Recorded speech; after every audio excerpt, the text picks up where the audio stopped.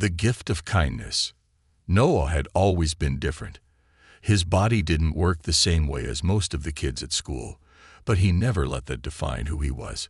He was used to the stares, the curious glances, the uncomfortable looks, and the occasional pity. But none of it ever made him feel like less of a person.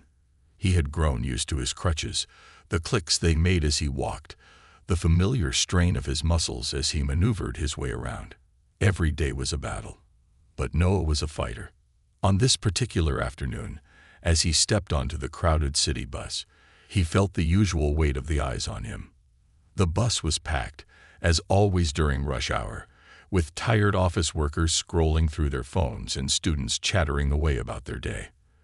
The familiar noise and rhythm of the bus filled the air, but Noah didn't let it distract him. He was focused on getting to his seat, something he had learned to do with practiced ease. With the soft tap of his crutches against the metal floor, he maneuvered through the crowded aisle. Some passengers shifted their bags. Others made room with a forced smile. He'd gotten used to the way people behaved, both with sympathy and discomfort, as they tried to accommodate him in a world not built for people like him. It wasn't that Noah minded, it was just life. And he had made peace with it. He spotted an empty seat halfway down the aisle, and after a few careful steps, made his way toward it. As he passed rows of people, their eyes flicked toward him, then quickly returned to whatever had held their attention. Noah lowered himself into the seat, carefully setting his crutches beside him, making sure they didn't slide away as the bus lurched forward. He gripped the overhead rail, steadying himself as the vehicle jerked with each turn and stop. It was a quiet moment for Noah, one of routine. His mind wandered, thinking about the day ahead and the mundane things he had to do. His homework, some errands, and maybe catching up on the latest video game releases. Life for Noah was simple, even if it wasn't always easy. Then, everything changed. A few stops later, a new passenger boarded the bus, a woman whose presence stood out among the sea of tired faces. She was elderly, with silvery white hair pulled back into a neat bun, and she wore a blue dress that seemed to carry an air of dignity. The woman grabbed onto the nearest pole for support, her eyes scanning the crowded space, looking for a place to sit. The bus made a sharp turn, and the woman stumbled slightly, clutching her purse tightly in her hands.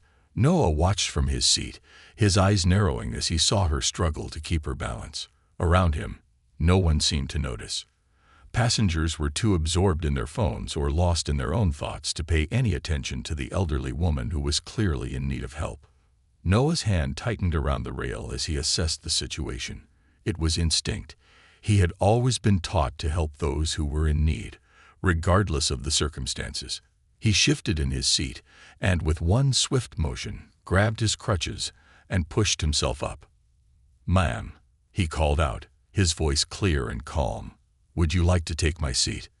The woman looked up, surprised. Her eyes, a soft shade of blue, widened as she noticed the young boy offering her his seat. She hesitated, glancing at his crutches, and then at him, as if unsure. The gesture wasn't lost on her. She smiled warmly, her face lighting up. "Oh dear, that's very kind," she said, her voice filled with gratitude. But then she waved her hand in a gentle dismissal. "But with your crutches, I don't think I could ask you to give up your seat." Noah didn't waver. "I insist," he said with a smile that carried an earnest warmth. "I'm pretty good at keeping my balance." At that moment, the bus hit a pothole, and the woman stumbled again. Without hesitation, she grabbed the pole more firmly, and Noah pushed himself up further, standing with an air of quiet determination. "Please, take the seat," he insisted. The woman's eyes softened, and with a grateful nod, she made her way over to the empty seat Noah had vacated. As she settled into it, she smiled up at him once more. "Thank you, young man," she said, her voice full of admiration. "That was very thoughtful of you." Noah nodded and returned to his standing position, his crutches secure under his arm. The familiar sway of the bus continued, and he steadied himself once again. The world around him seemed unchanged. Yet, for some reason, this simple act of kindness felt different today. Something about the way the woman had looked at him, as though she had seen beyond his disability, made Noah feel like he had done something truly meaningful. The bus rumbled on, each stop blending into the next. Passengers came and went, the usual mix of tired faces, distracted commuters, and uninterested bystanders. But Noah, for once, wasn't distracted. His mind lingered on the brief exchange, the kindness he had extended, and the woman's gratitude. It felt good. No, it felt right. As the bus approached another stop, Noah glanced at the woman once more. She was no longer looking out the window, but instead was rummaging through her purse. Her hands moved with quiet concentration, and Noah couldn't help but wonder what she was looking for. A moment later, the woman pulled out a small notepad and a pen. She began to write, her brow furrowed in thought as she carefully formed the words on the paper. The bus continued its journey, swaying gently with every turn, but Noah couldn't tear his eyes away from the woman's focused expression. It wasn't just her writing. It was the way she seemed so intent on what she was doing, as though her actions held great purpose. The bus came to another stop, and as it did, the woman pressed the button to signal her departure. But before she rose from her seat, she looked up at Noah once more, her smile still warm, but now tinged with something else, something Noah couldn't quite place. "Young man," she said, holding out the folded piece of paper, "I want to thank you again for your kindness today. Please, read this after I leave." Noah, a mix of curiosity and gratitude in his eyes, took the note from her hand. "Thank you, ma'am," he said, genuinely touched by the gesture. The woman gave him a final smile and then stood, making her way to the front of the bus. Noah watched as she stepped off the bus and disappeared into the crowd outside. The bus pulled away, and he unfolded the note in his hands, his heart racing slightly as he prepared to read what was written. The words on the paper were simple but carried a weight that Noah hadn't expected. "Dear kind young man, your thoughtful act today showed me exactly what I've been looking for. I would very much appreciate it if you could meet me tomorrow at 3:00 p.m. at the community center on Oak Street. I have a teaching opportunity that I believe would be perfect for someone with your character. Warmest regards, Mrs. Eleanor Whitmore." Noah read the note twice, each word sinking in deeper. His first instinct was to be confused. Who was this woman? And why had she chosen him, of all people, to offer such an opportunity? The note was vague, yet the promise it held was unmistakable. There was something about the message that stirred something deep within him, a curiosity, a sense of wonder, and perhaps even excitement. As the bus continued its journey through the city streets, Noah couldn't help but glance out the back window. He could still see the woman in the blue dress, growing smaller as the distance between them increased. The note felt light in his hands, yet it was heavy with potential that would soon change the course of his life forever. What had he just stepped into? And who was this mysterious woman, Mrs. Eleanor Whitmore? The invitation. The next day, Noah couldn't shake the feeling that something important was on the horizon. The note Mrs. Eleanor Whitmore had given him weighed on his mind, though it wasn't heavy in a burdensome way. It was more like a spark, something that had ignited his curiosity and kept him thinking about the mystery of it all. Who was this woman, and why had she singled him out? He had lived his life carefully, never seeking the spotlight, yet here was a stranger, offering him an opportunity he had never asked for. It was unsettling and exciting at the same time. Noah spent most of his morning going over his usual routines, schoolwork, his volunteer job at the community center, and keeping up with his YouTube channel, where he shared stories of his life and struggles. But no matter how much he tried to focus, his mind kept returning to the note. He barely even thought about it at the time. But now that he had time to reflect, it seemed to carry more significance than he could quite comprehend. The clock on the wall ticked away as the afternoon rolled around. Noah tried to stay busy, putting off the moment when he would leave for the meeting with Mrs. Eleanor. It felt like too much to consider in one go.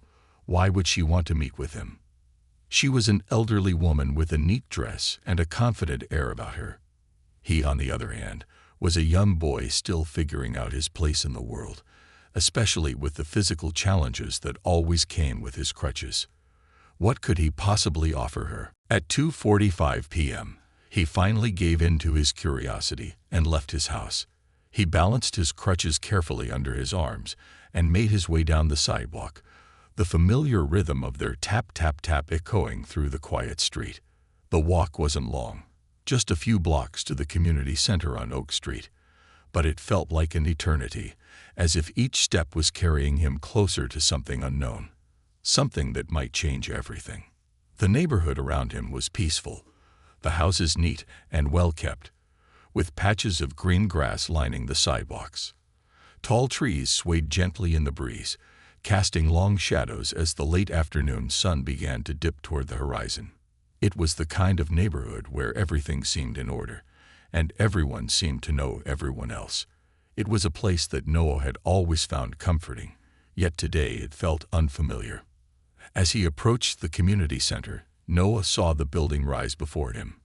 A two-story structure painted a soft shade of blue, with white trim around the windows and neatly tended flower beds framing the walkway. There were small patches of wildflowers in the corners, adding a touch of color that made the space feel welcoming. He hesitated at the bottom of the steps leading up to the front door. His heart was racing now, his nerves making it hard to focus on the simple task of walking up the stairs. He took a deep breath and climbed the steps, the sound of his crutches tapping out a rhythm as he ascended. His mind was a swirl of questions, each one louder than the last. What was Mrs. Eleanor really offering? Was he being naive to even consider meeting her? And what if she was just some kindly old woman who had mistaken him for someone else? When he reached the door, he pressed the brass doorbell and waited. His stomach was a tight knot, and he felt his palms growing clammy with anticipation. The door opened within seconds, revealing Mrs. Eleanor herself. She was dressed casually now in a floral blouse and beige slacks, her silver hair tucked neatly behind her ears. Her face lit up with the same warm smile she had shared with him on the bus the day before. "Noah, I'm so glad you came," she said, stepping aside to let him in. "Please come in. I've just made some tea." Noah hesitated only for a second before stepping inside. The house was just as warm and welcoming as the exterior, with sunlight streaming through lace curtains and soft light filling the cozy living room. Comfortable-looking armchairs were arranged around a low coffee table, and the walls were lined with family photos that gave the space a lived-in, personal feel.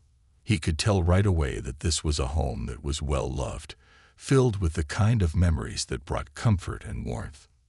Mrs. Eleanor gestured to one of the armchairs, and Noah eased himself into it, adjusting his crutches under his arm as he made himself comfortable.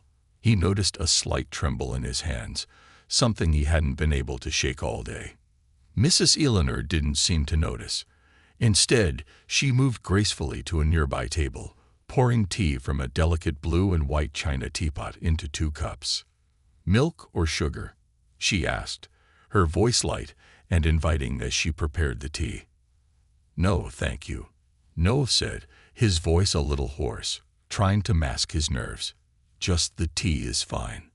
Mrs. Eleanor settled into the chair across from him, her hands gently cradling her own cup. She looked at him with a thoughtful expression before speaking. "I suppose you're wondering why I asked you to meet me today," she began. There was a softness to her voice, as though she was preparing to share something important, something that required careful consideration. "I've been working with young people for years, teaching, mentoring, and guiding them toward opportunities that I believe could help them grow. But after yesterday, when you showed such kindness on the bus, I realized that you have something rare." Noah blinked, taken aback. He hadn't expected her to go so straight to the point, but he nodded to encourage her to continue. "Your kindness, Noah," she said, her eyes softening. "It wasn't just about giving up your seat. It was the way you did it, without hesitation, without thinking of yourself first. You saw a need, and you filled it. There's something powerful in that. Something that goes beyond just being nice. It's the kind of character that can shape the future. Noah's mind raced as she spoke. He couldn't quite grasp what she meant. He had just done what he felt was right. Helping an elderly woman seemed like the most natural thing in the world to him. But now, sitting in Mrs. Eleanor's cozy living room, it felt like he had unknowingly opened a door to something much bigger than he had expected. Young people like you, Mrs. Eleanor continued, are the kind of people I look for. People who have faced challenges, people who know what it means to struggle and persevere. I have a niece, Sophie, who is in a difficult place right now. She's been through a great deal, and she's lost her way. Her spirit, her love for music, it's all been overshadowed by her circumstances. And I believe you, Noah, might be just the person to help her find it again. Noah felt a chill run through him. He wasn't sure what Mrs. Eleanor meant by that, but the weight of her words settled heavily on his chest. He had always struggled with his own sense of identity, his disability, his limitations, and the way others saw him. But to think that someone else was in even more pain, someone who might be going through something worse than what he had faced, felt like a heavy burden. I'm asking you, Noah, Mrs. Eleanor said, her voice gentle but firm, to consider meeting Sophie. She needs someone who understands what it means to feel broken, to feel lost. I think you could be the one to help her see that she's not alone, that there's still hope. Noah wasn't sure what to say. Part of him wanted to say yes right then and there, but another part of him felt uncertain. What could he possibly offer someone like Sophie? He had his own struggles to deal with, and the idea of being responsible for someone else's emotional healing felt too overwhelming. But as he sat there, he saw the earnestness in Mrs. Eleanor's eyes. He could tell she wasn't asking lightly. She wasn't just offering him a chance to do something good. She was offering him an opportunity to change someone's life, to make a difference. And for someone who had spent so much time wondering about his own place in the world, the idea of doing something so meaningful felt like an unexpected gift. After a long pause, Noah finally spoke. I'll meet her, he said quietly, his voice more certain than he felt. I'll meet Sophie. Mrs. Eleanor's face lit up with relief and gratitude. Thank you, Noah. I knew you were the right person for this. She paused, her gaze softening. I believe you'll help her, in ways we can't even imagine yet. Noah stood up slowly, his crutches tapping against the wooden floor as he moved. Mrs. Eleanor followed suit, walking him to the door. She gave him one last, knowing smile before he stepped outside into the cool afternoon air. As Noah made his way back home, the weight of the decision hung heavy on him. What had he just agreed to? He wasn't sure yet, but something deep within him told him that this was more than just an opportunity. It was a chance to do something that could change both his life and someone else's forever. And so, with each step, he moved closer to a future he couldn't yet see clearly, but one he felt was waiting for him nonetheless. Meeting Sophie. Noah spent the rest of the afternoon in a fog of thoughts.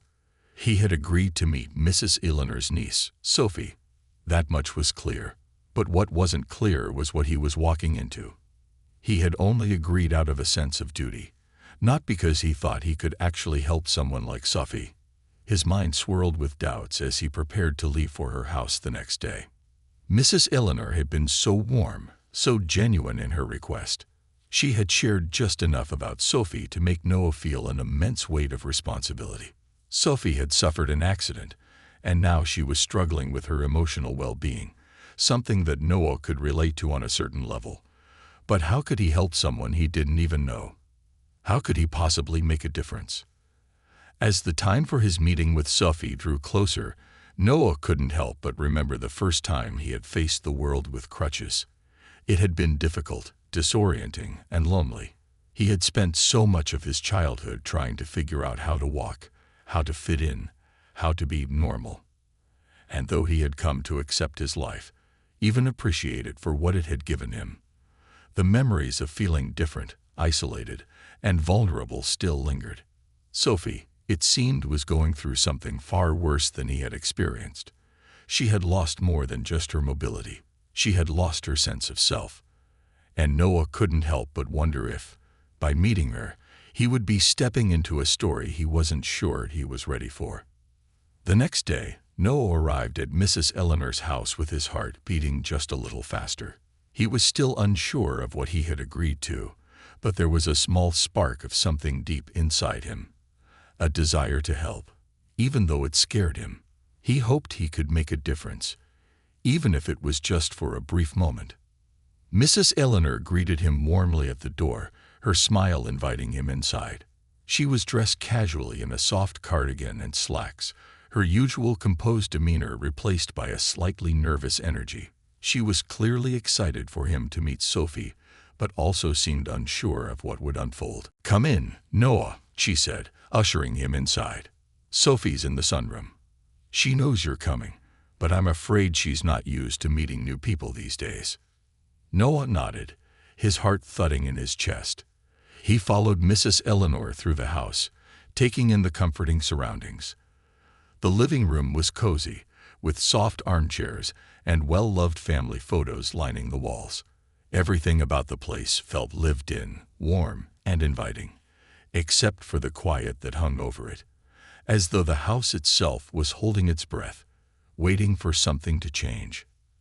They reached the sunroom, where Sophie was sitting by the window, her wheelchair positioned close to a potted plant that seemed to be the only thing holding her attention. She didn't look up as they entered, her focus entirely on the greenery outside. "Sophie," Mrs. Eleanor said gently, her voice soft, "Noah's here to visit." At the mention of his name, Sophie shifted slightly in her seat but didn't respond. Her gaze remained fixed on the outside world, the walls of her quiet isolation built strong and high. Noah took a step forward, unsure how to break the silence. He didn't know what to say, how to approach someone who seemed so far removed from the world around her. His crutches clicked softly on the wooden floor as he moved closer to her, standing hesitantly by the chair. "Hi, Sophie," he said quietly, his voice soft but steady. "I'm Noah. It's nice to meet you." Sophie didn't turn to look at him. Instead, she folded her hands tightly in her lap, the tension in her posture evident. It was clear that she wasn't ready to engage. Her expression was distant, her eyes staring out the window as if she could escape through the glass. Mrs. Eleanor, sensing the discomfort, stepped back to give them space. "I'll give you two some time to talk," she said gently, before retreating to the kitchen, leaving the two of them alone. Noah stood there awkwardly for a moment, unsure of what to do next. He could sense Sophie's walls, the thick silence that had grown around her like a fortress. She was shutting him out, unwilling to engage with someone who, in her mind, could never understand the depth of her pain. Noah understood that kind of feeling. He had been there himself. After a few moments of uncomfortable silence, he tried again. "I've been through some tough times too," Noah said, trying to bridge the gap between them. "I understand what it feels like when everything changes suddenly. You don't really know who you are anymore." Sophie's hands tightened even further in her lap, but she didn't say anything. Noah continued, his voice gentle. "I'm not here to give you any speeches or tell you how to feel," he said honestly. "I just wanted to meet you, to listen. And maybe, if you feel like it, we can talk. Or not. It's up to you." For a long time, Sophie didn't respond. The silence stretched out like an endless road, but Noah didn't move. He stood there, patient, giving her the space she needed. He wasn't going to push her. He just wanted her to know he was there, that he wasn't going anywhere. Finally, after what felt like an eternity, Sophie turned her head slightly, her eyes meeting his. They were filled with so much sadness, so much anger, and so much confusion that it was hard for Noah to look away. "You don't know what it's like," she said, her voice quiet but sharp. "Everything's different now. I used to be someone. I used to be someone who mattered. Now, I'm just broken." Noah's heart ached as he heard her words. He had felt that way before, too. The feeling of being less than. The feeling of being broken. But he knew that wasn't true. He knew from his own experience that you could still matter, even when everything seemed to fall apart. "I get it," Noah said softly. "I really do. But you're not broken, Sophie.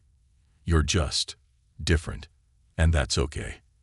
It's okay to feel lost sometimes, to feel like you don't belong in the world you used to know. I've been there." Sophie looked away again, her eyes moving back to the window. Noah didn't know if she was listening, but he continued anyway. "I don't have all the answers, Sophie," he admitted.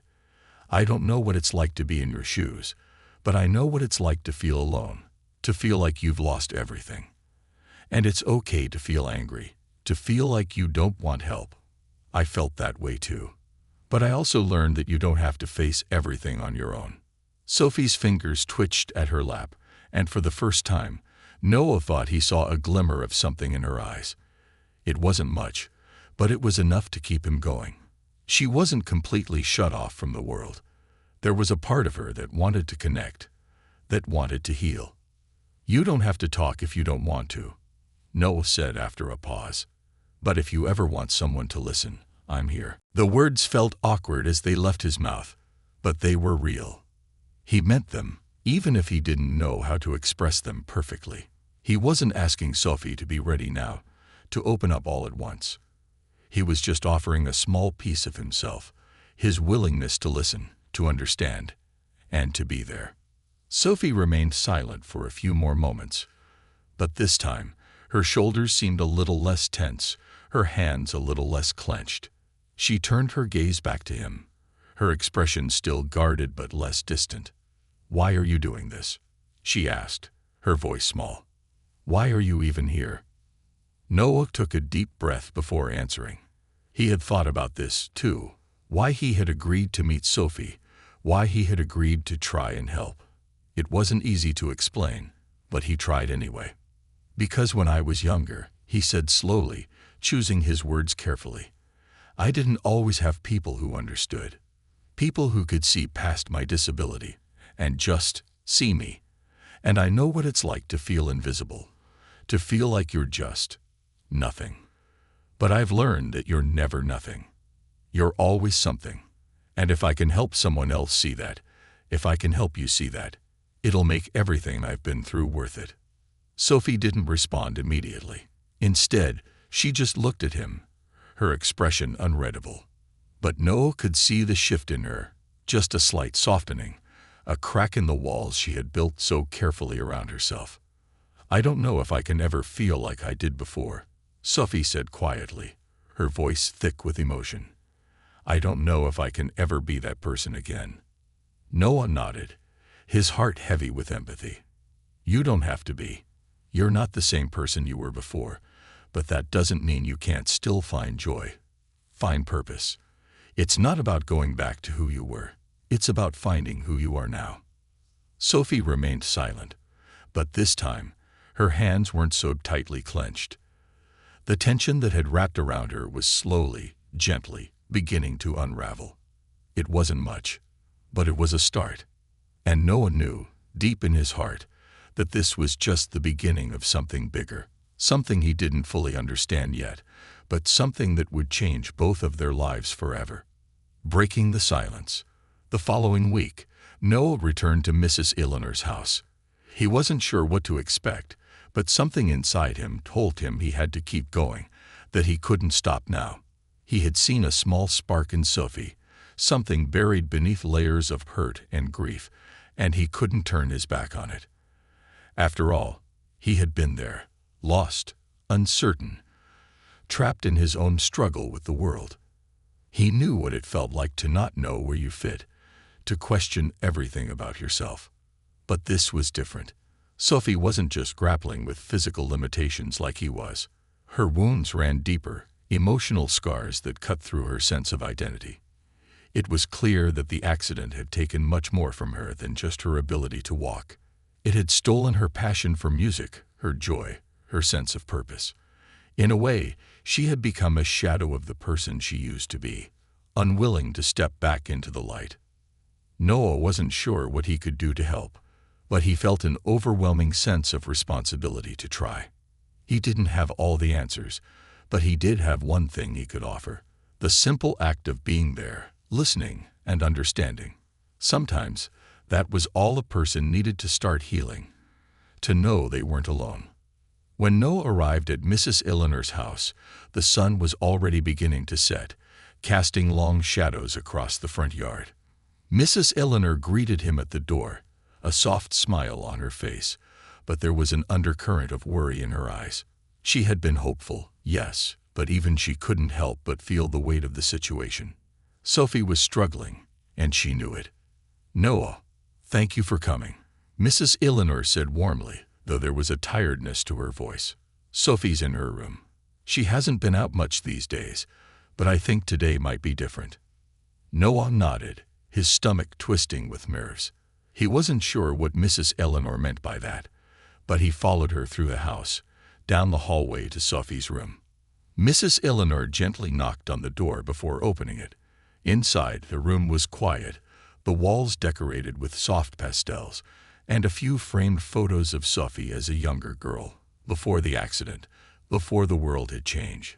Sophie was sitting on the edge of her bed, her eyes downcast, her hands folded in her lap. Her wheelchair was positioned beside her, but it was clear she wasn't planning to use it today. Noah took a deep breath and stepped inside, his crutches tapping softly against the floor.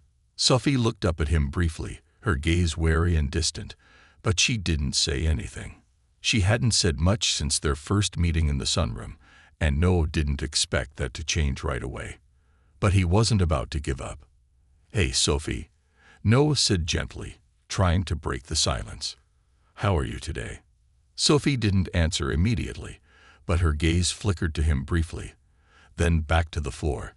The tension in the room was thick, like a fog that refused to lift.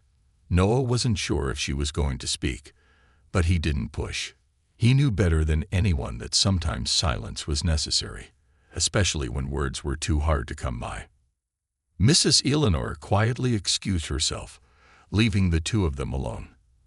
As soon as the door clicked shut behind her, Noah slowly made his way over to the chair beside Sophie's bed and sat down, adjusting his crutches to rest beside him. He didn't look at Sophie, not directly. Instead, he stared out the window, watching as the last slivers of sunlight faded behind the trees. He wanted to give her space, to let her know that he wasn't going to rush her into anything. He wasn't there to demand anything from her, not yet. For what felt like an eternity, neither of them spoke. Sophie's silence was heavy, like a wall between them. But Noah stayed, the rhythmic ticking of the clock on the wall the only sound breaking the quiet.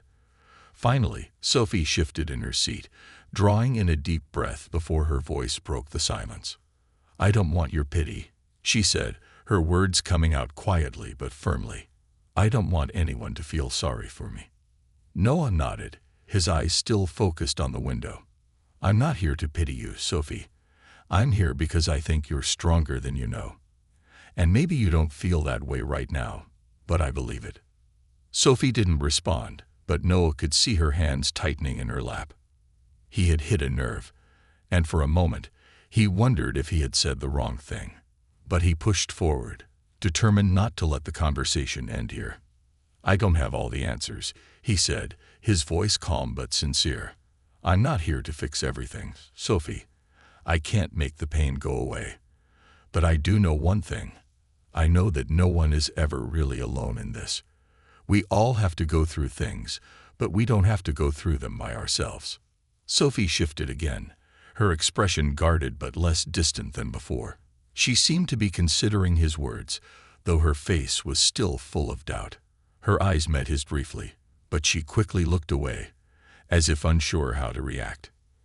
"I don't know if I can ever be the person I was before," Sophie said quietly, the sadness in her voice palpable. "I used to be someone full of life. I loved singing, playing guitar.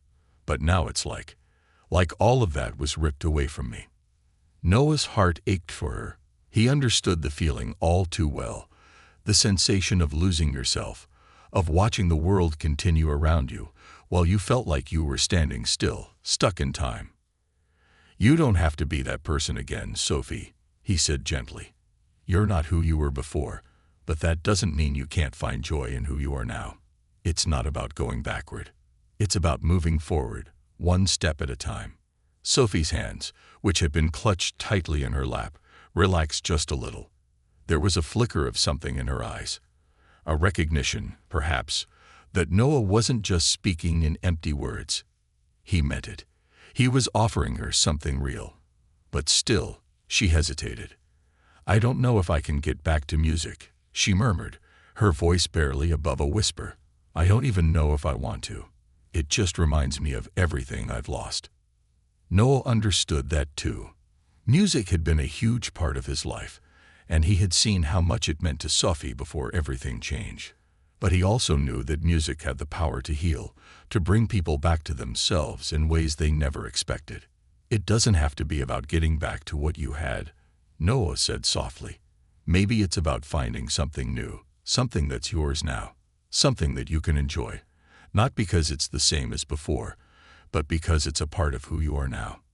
Sophie's eyes flickered to him once again, this time holding his gaze for longer. There was a softness in her expression, a subtle shift in the way she looked at him. For the first time, she wasn't just seeing the boy with crutches. She was seeing someone who understood her pain, who wasn't trying to fix her, but simply wanted to help her find a way to heal. "I don't know," Sophie whispered, shaking her head. "I don't even know if I have it in me." Noah smiled gently, not forcing anything but offering the comfort of a steady presence. "You don't have to know right now. You don't have to have all the answers. But if you ever want to try, I'll be here. I'll help you through it, one step at a time." For a moment, Sophie was silent, her gaze softening as she considered his words. Then, unexpectedly, she reached for her guitar, which had been resting quietly against the wall, untouched for weeks. It was an old, familiar instrument that had once been a source of joy for her, before everything changed. Sophie took the guitar into her lap, her fingers hesitating over the strings for a moment. She looked at Noah, her expression still uncertain but willing to try. Her hands shook as she strummed a few tentative notes. The sound was faint, unsure, but it was music, her music. Noah watched her, his heart full of hope. He hadn't expected her to pick it up so soon, but this was a step, a small, fragile first step, but a step nonetheless. He didn't know where this journey would take them, but in that moment, he knew that they were no longer strangers. They were two people, both on their own difficult paths, but somehow finding their way toward healing together. "See," Noah said with a soft smile. "You've got it in you. It's still there." Sophie didn't say anything, but she gave him a small, almost imperceptible nod. And in that quiet moment, Noah felt the weight of their shared journey. It wasn't about solving everything at once. It was about being there, taking one step at a time, and trusting that the rest would follow. And with that, something shifted in Sophie. The silence between them had been broken, not by grand gestures or promises, but by the quiet understanding that sometimes healing comes in small, unexpected moments. New beginnings. The days following Noah's first breakthrough with Sophie were a mix of tentative steps and quiet progress. Every day, he returned to Mrs. Eleanor's house, his crutches clicking steadily against the pavement as he approached the front door. He never knew exactly what to expect, but each time he stepped inside, something felt different, something felt right. Sophie was beginning to open up, just a little.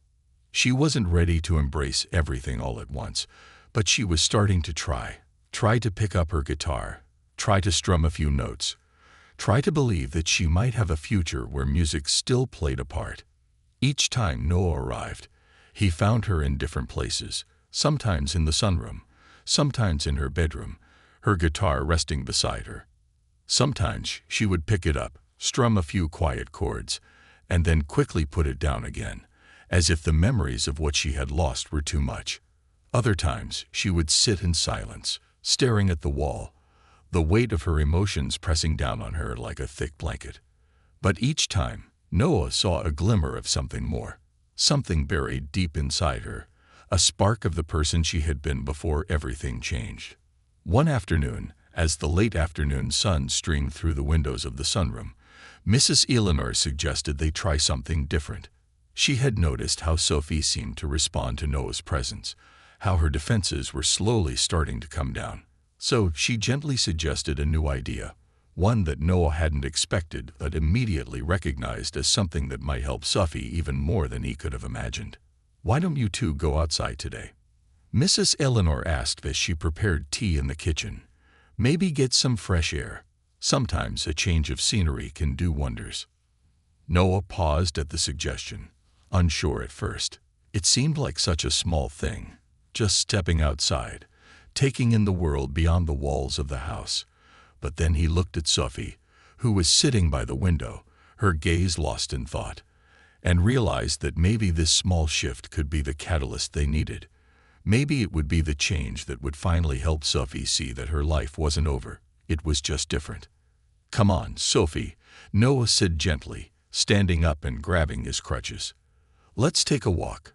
I think you could use some fresh air." Sophie didn't respond immediately. She shifted in her seat, her fingers once again absent-mindedly tracing the strings of her guitar, but she didn't look up. Noah was starting to think that she wasn't going to agree when, finally, Sophie spoke. "I don't know," she said quietly, almost to herself. "I'm not sure I'm ready to go outside." Noah gave her a small, understanding smile. "You don't have to do anything you're not ready for, but sometimes just a little change can help you see things differently. Trust me." Sophie hesitated for a long moment, but there was something in Noah's voice, something in the way he spoke, so calm and unwavering, that made her want to try.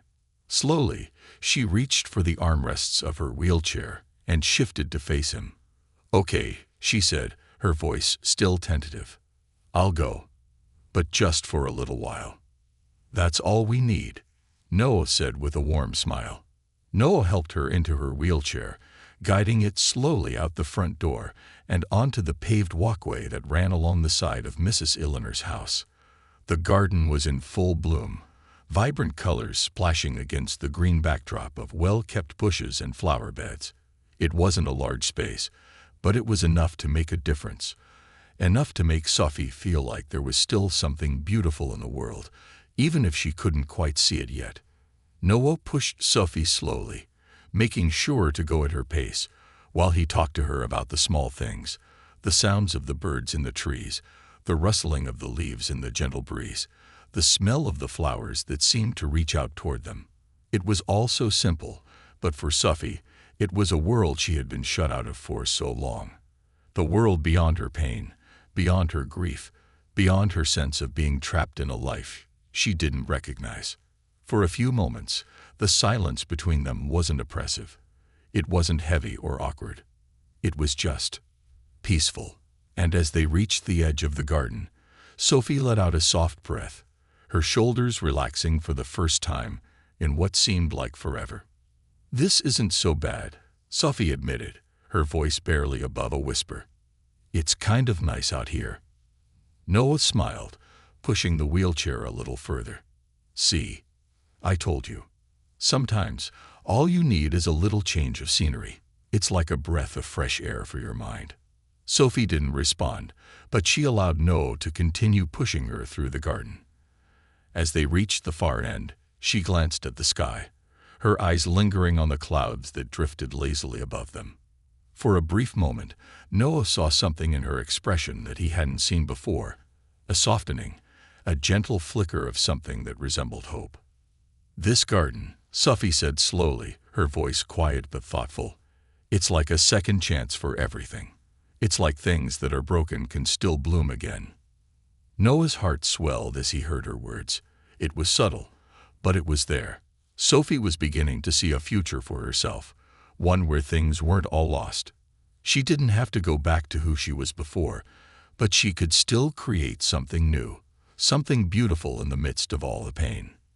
"Exactly," Noah agreed, his voice soft. "Sometimes things have to fall apart before they can grow. It's not easy, but it's possible." Sophie looked at him then, really looked at him, as if seeing him for the first time in a way that wasn't clouded by her own pain. There was a sadness still there, but there was something else, something new. Maybe it was a sense of understanding, or maybe it was just the smallest flicker of hope that had been buried so deep inside her for so long. "I've been so angry," Sophie said quietly, her voice trembling slightly. "Angry at the world, at everything that happened. And mostly, angry at myself. But I don't want to feel like this forever." Noah nodded, his crutches tapping softly against the ground as he slowed their pace. "I get it, Sophie. I've been there. You don't have to do it all at once. But every little step, every small moment where you let yourself heal, that's progress. And that matters." Sophie turned her gaze back to the garden, her fingers lightly brushing against the petals of a nearby flower. It was as if she was taking it all in, the simple beauty of the moment, the quiet peace that had settled over them both. Maybe, just maybe, she was starting to believe that things could get better, that she could get better. They spent the next hour wandering through the garden, each step filled with a gentle sense of progress. For the first time in weeks, Sophie allowed herself to feel something other than despair. She wasn't fixed, and she wasn't pretending to be happy, but she was beginning to see that healing didn't mean erasing the past. It meant learning to move forward, step by step, day by day. By the time the sun began to set, casting a warm golden glow across the garden, Noah and Sophie found themselves sitting on the porch steps, the cool evening breeze ruffling their hair. Sophie's eyes were still tired, but there was a softness to her expression, a quiet understanding that hadn't been there before. Noah glanced at her, a small smile tugging at his lips. "How are you feeling?" Sophie took a deep breath, her fingers absently twirling a strand of hair. "Better. I think I'm ready to try again." Noah's heart skipped a beat. "Try again? With music?" Sophie nodded slowly, her gaze fixed on the horizon. "I don't know if I'll ever be the same as I was before, but I think I might want to start singing again. I don't know where it'll take me, but maybe it's worth trying. Maybe I'll find something new, something I didn't lose after all." Noah smiled widely, feeling the sense of relief wash over him. It wasn't a grand revelation, but it was a start.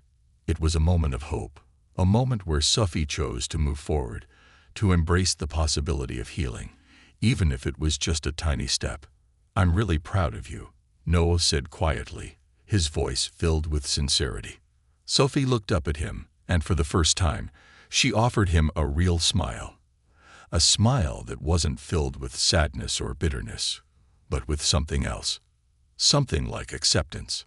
"Thank you, Noah," she said softly, her voice steady. "I think this is the beginning of something new." And Noah knew she was right. This wasn't the end.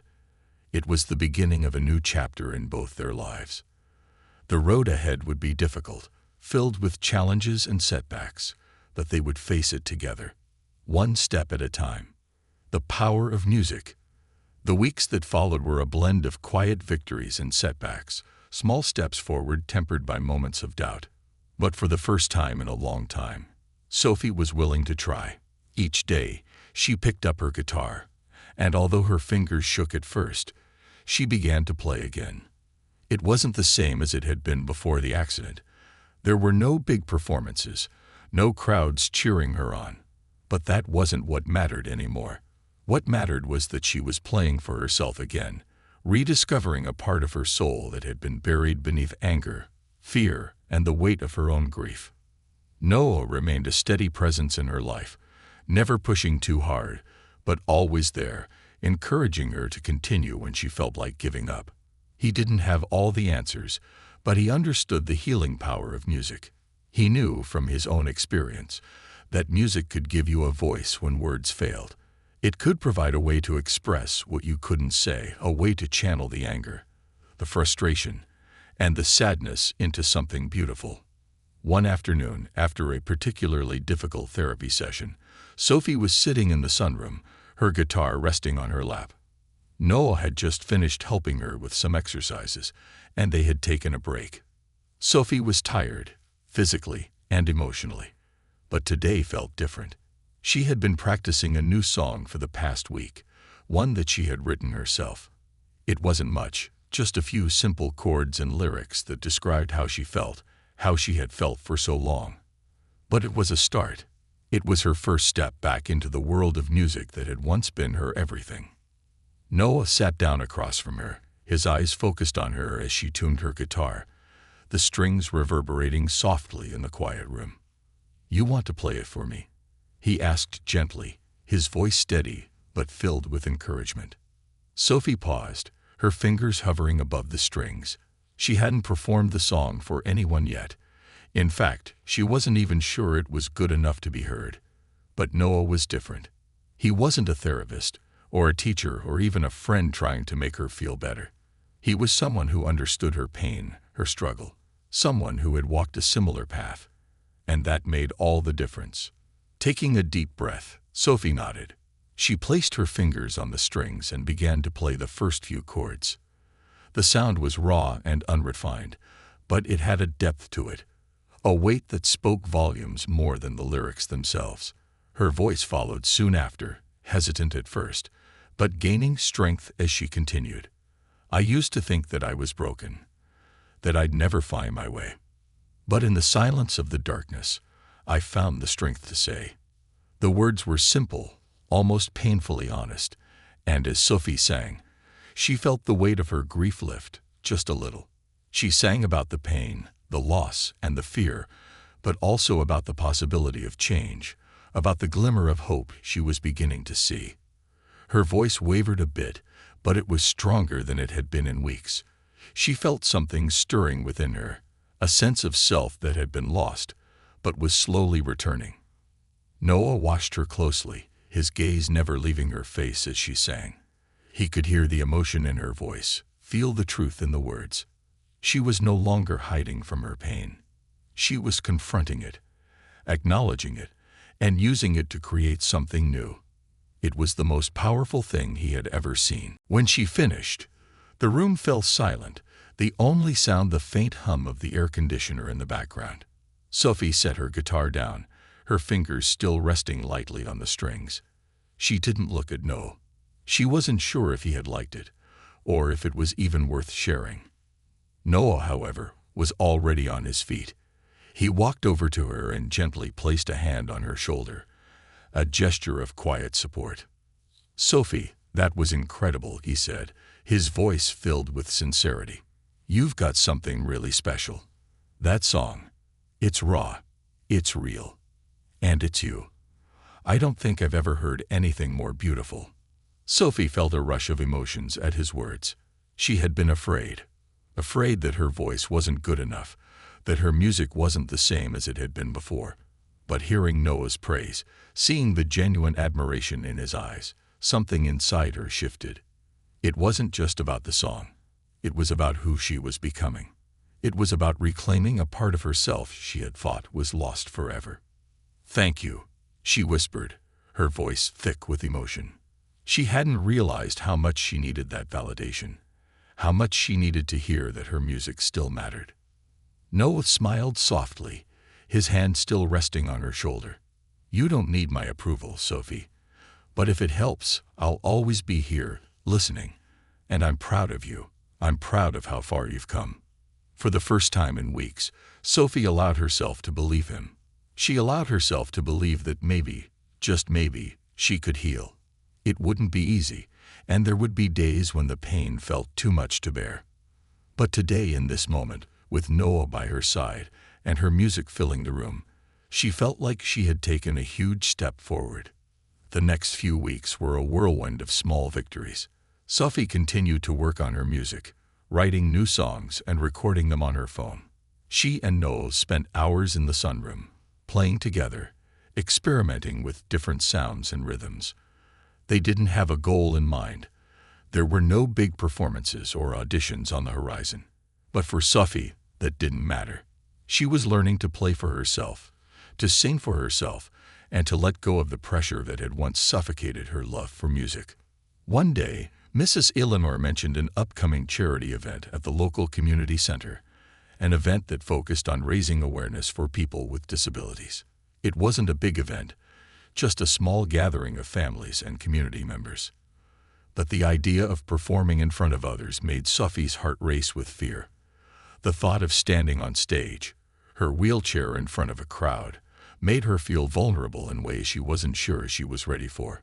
But Noah, ever the steady presence, encouraged her. "You don't have to do it alone," he said. "We'll do it together. You can show people what you've been through, and you can show them how strong you are. You don't have to be perfect. You just have to be real." Sophie wasn't sure if she was ready for that kind of exposure, but the idea of performing with Noah, of sharing their story through music, was something that began to appeal to her. Slowly, she agreed to participate. It wasn't about proving anything to anyone. It was about telling her story. It was about showing the world that even in the face of hardship, music could be a way to heal, a way to connect. As the day of the event approached, the rehearsals became more intense. Sophie's voice grew stronger with each session, and Noah's guitar playing complemented her vocals beautifully. Their harmonies began to flow more naturally, each note blending together like a perfect piece of a puzzle. There were moments of doubt, moments when Sophie's fear threatened to take over, but Noah was always there, offering his quiet reassurance, his steady presence. The night of the event, the community center was packed. There was a sense of excitement in the air, but also a quiet anticipation as the audience waited for the performers. Sophie sat backstage, her heart pounding in her chest. She felt a mixture of fear and excitement, a nervous energy that made her fingers twitch as she gripped the arms of her wheelchair. She wasn't sure if she was ready, but she knew that this was something she had to do. Noah stood beside her, his guitar slung over his shoulder, offering her a reassuring smile. "You've got this," he said softly. "We're in this together." Sophie nodded, taking a deep breath as the stage manager called for them to come forward. The lights on stage were bright, and the audience was a blur of faces waiting in the dark. Sophie wheeled herself to the center of the stage, Noah following close behind, his guitar in hand. The spotlight hit them, and for a moment, Sophie froze. But Noah stepped forward, strumming the opening chords to the song they had been rehearsing. Sophie's breath caught in her chest, but she knew it was now or never. Slowly, she began to sing, her voice trembling at first, but growing stronger with each note.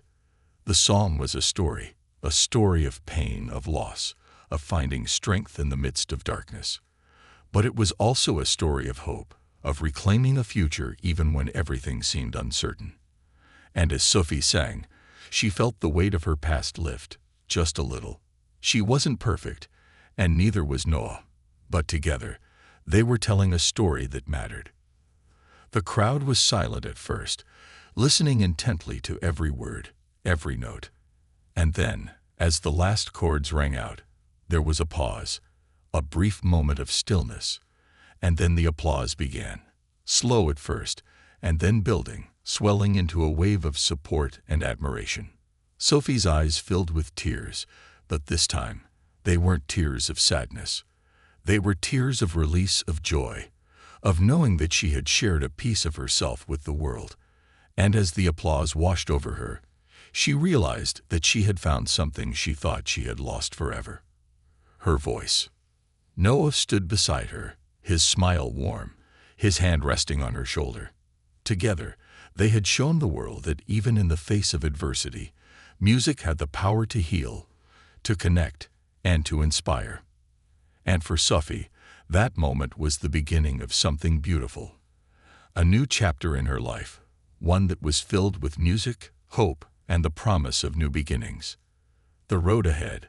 The applause still echoed in Sophie's ears as she wheeled herself off the stage, her heart racing with excitement and disbelief. She hadn't realized how much she had missed being on stage until she was there, her voice soaring with Noah's guitar accompanying her. The crowd's support was overwhelming, their cheers making her feel like she had accomplished something far greater than she had expected. For the first time since her accident, she didn't feel like she was hiding. She felt seen, truly seen, not for her wheelchair or her disability, but for the person she was becoming. Noah walked beside her, his guitar case slung over his shoulder, his expression filled with quiet pride. He didn't speak right away, letting the moment linger between them, letting the weight of what they had just shared sink in. It had been their first performance together as a duo, but it felt like much more than just a musical achievement. It felt like a turning point, a moment of transformation, not just for Sophie, but for both of them. They had worked so hard to get to this point, but this was different. This was the moment when their music had become a bridge, a connection between their struggles and their strength. As they stepped backstage, the energy in the room was palpable. Event organizers and community members approached them, congratulating them on their performance. People were moved, some wiping tears from their eyes, others simply standing in awe. Sophie felt a blush creeping up her neck, but it wasn't out of embarrassment. It was from the overwhelming sense of validation she hadn't known she was missing. She had stepped into a space where her pain didn't define her, where her strength and her music took center stage. "You were incredible," one of the organizers said, her voice filled with genuine admiration. "That song, it was so powerful. You both have something special." Sophie smiled, her hands shaking slightly as she adjusted her wheelchair. "Thank you," she said softly, still processing the rush of emotions. "It means so much to hear that." The organizer turned to Noah, who was standing quietly beside her. "And you," she said with a grin. "Your guitar playing. Perfect. You two make an amazing team." Noah's modest smile didn't waver. "We're just getting started," he said, his voice steady and filled with hope. Sophie glanced at him, her heart swelling with gratitude. She had come so far, and he had been right there with her the entire time. He hadn't pushed her. He hadn't tried to fix her. He had simply shown her that it was okay to be broken, and okay to heal at your own pace. As the night wound down, the excitement from their performance slowly faded, replaced by the familiar quiet of the drive home. Mrs. Eleanor had come to watch them perform, and as she joined them in the car, she couldn't stop smiling, her eyes gleaming with pride. "I told you," Mrs. Eleanor said, her voice full of warmth. "I knew you had it in you, Sophie. You've got such a gift, and tonight you shared it with everyone. You've found your way back." Sophie looked out the window, watching the city lights blur by. She wasn't sure if she had fully found her way back yet, but she knew she was on the right path. The performance had been a huge step, and as much as she had feared it, as much as she had doubted herself, standing on that stage had made her realize something. She could still be the person she used to be, just in a new way. Music wasn't just about who she had been before, it was about who she was now, who she could become. And for the first time in a long time, she felt like she was finally starting to understand that. Over the next few days, Sophie's phone buzzed constantly with messages, people from the event, friends who had heard about her performance, and even some people from her past. Some were full of praise, others simply offered words of encouragement, but one message stood out among the rest. It was from Emily, her best friend from before the accident. The message was simple, but the words struck Sophie deeply. "I saw you perform tonight. You were amazing. I've missed you. Can we talk?" Sophie stared at the message for a long time, her fingers hovering over the screen. Emily had been one of the people Sophie had shut out when everything changed. Sophie had been so consumed with her own pain, so focused on what she had lost, that she hadn't realized how much she had pushed everyone away, including Emily. The thought of reaching out to her was terrifying. What would Emily say? What if she was angry, hurt, or disappointed? What if things couldn't go back to the way they were? But as she sat there, her phone in her hands, she thought about the performance, about how she had shared something so personal with the world, and how the audience had responded. And for the first time, she felt a flicker of hope, that maybe she could reach out to the people she had lost, that maybe she could rebuild some of the connections that had been broken. With a deep breath, Sophie typed a reply. "I'd really like that. I've missed you too." The next day, Emily called. The conversation was awkward at first, both of them unsure of how to navigate the space between them. Sophie apologized for shutting her out, and Emily apologized for not reaching out sooner. Slowly, the walls between them began to crumble, and before they knew it, they were talking like they had never been apart. Emily was supportive, understanding, and most importantly, she was there. "You know, Sophie," Emily said, her voice filled with warmth, "I always knew you were strong. You've got this, I see it now. And I'm proud of you. I'm really proud of you."